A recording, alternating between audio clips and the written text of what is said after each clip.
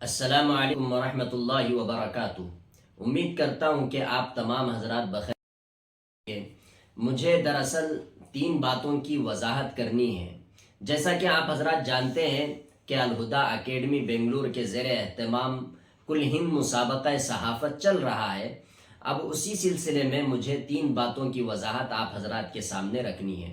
سب سے پہلی بات یہ ہے کہ ایڈمیشن اس میں مکمل ہو چکے ہیں اور تاریخ بھی ختم ہو چکی ہے۔ اب کسی کے ایڈمیشن کی گنجائش نہیں ہے۔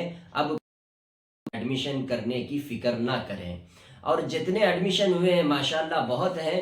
پورے ہندوستان سے مختلف صوبوں سے ہمارے بھائیوں اور بہنوں نے حصہ لیا ہے۔ اللہ تبارک و تعالیٰ آپ کے حصہ لینے کو قبول فرمائے۔ دوسری بات یہ ہے کہ جو مقالہ تیار آپ کر رہے ہیں اس سلسلے میں چند تھوڑے بہت مقالے جات ہم تک پہنچ چکے ہیں۔ اس سلسلے میں ایک بات کی وضاحت کرنا میں مناسب سمجھتا ہوں کہ آپ مقالہ تیار کر رہے ہیں تو ہم نے اس میں ایک شرط لگائی تھی کہ مقالہ یہ 4 سائز کے پیپر میں ہونا چاہیے، یعنی لانگ پیپر کی جو کاپی آتی ہے، لانگ پیپر جو آتا ہے اس میں مقالہ تیار کر کے لکھ کر بھیجنا ہے، اور 6 سے 10 صفحات کے اندر ہونا چاہیے۔ 6 صفحات سے کم نہیں ہونا چاہیے اور 10 صفحات کے اوپر نہیں ہونا چاہیے۔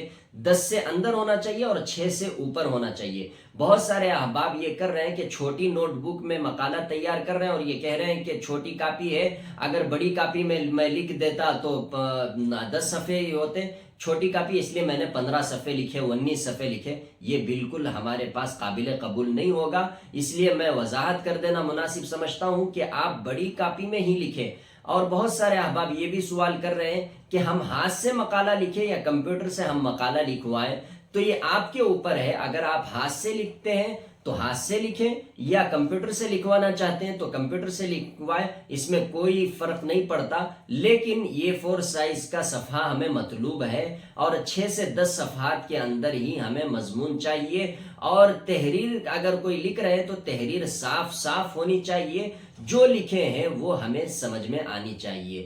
اور ایک بہت سارے لوگ یہ سوال کر رہے ہیں کہ انعامات کس طریقے سے دیے جائیں گے، کیا قرآن اندازی کی جائے گی یا پھر آپ حضرات تصحیح کریں گے؟ تو سب سے پہلے یہ بات میں واضح کر دینا مناسب سمجھتا ہوں کہ ہمارے پاس جو مقالے پہنچیں گے ہر ایک کی جانچ ہوگی، اور جو واقعتاً مستحق ہوگا اس کو پہلا انعام، دوسرا انعام، تیسرا انعام دیا جائے گا، اور باقی 10 افراد کو تشجیعی انعام دیا جائے گا، اور باقی جتنے بھی مساہمین ہیں انشاءاللہ ان کو بھی انعام دیا جائے گا۔ اور اس سلسلے میں پہلا، دوسرا، تیسرا انعام اور تشجیعی انعامات 10 افراد کو کس طریقے سے دیے جائیں گے اس کی وضاحت پچھلے ویڈیو میں گزر چکی ہے، آپ حضرات وہاں دیکھ سکتے ہیں۔